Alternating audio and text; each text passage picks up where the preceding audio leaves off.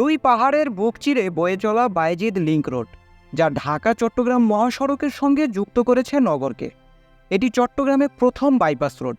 এটির মাধ্যমে ঢাকা থেকে আসা যানবাহন শহরে প্রবেশ না করেই রাঙামাটি, রাউজান, কাপ্তাই, রাঙ্গুনিয়ায় যেতে পারবে।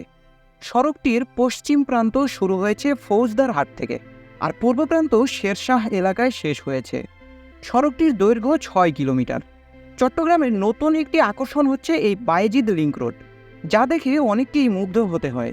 তবে চট্টগ্রামে আরও অনেক সুন্দর সুন্দর জায়গা রয়েছে, তার মধ্যেই বায়েজিদ লিংক রোড অন্যতম একটি সুন্দর জায়গা।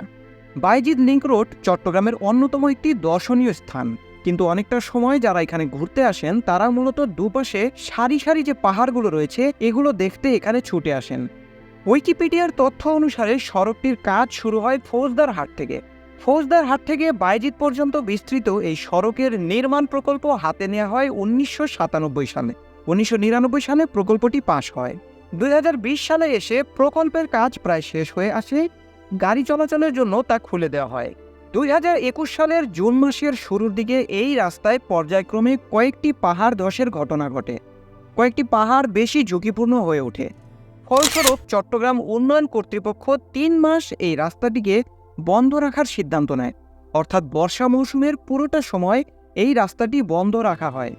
প্রতিদিন এই রাস্তা দিয়ে হাজার হাজার গাড়ি যাতায়াত করে। এছাড়া এই রাস্তাটি চট্টগ্রামের নতুন একটি পর্যটন কেন্দ্রও হয়ে ওঠে। এই সড়কটিতে একটি রেলওয়ে ওভারব্রিজ সহ মোট 6টি ব্রিজ রয়েছে। কয়েকটি কালভার্টও রয়েছে। পাহাড় কেটে রাস্তাটি নির্মাণ করা হয়েছে। তবে দৃষ্টিনন্দন এই সড়কটি যেন এখন আতঙ্কের নাম, কারণ চালুর পর থেকেই প্রতিনিয়তই ছোট বড় দুর্ঘটনার জন্য বিপজ্জনক হয়ে উঠেছে সড়কটি।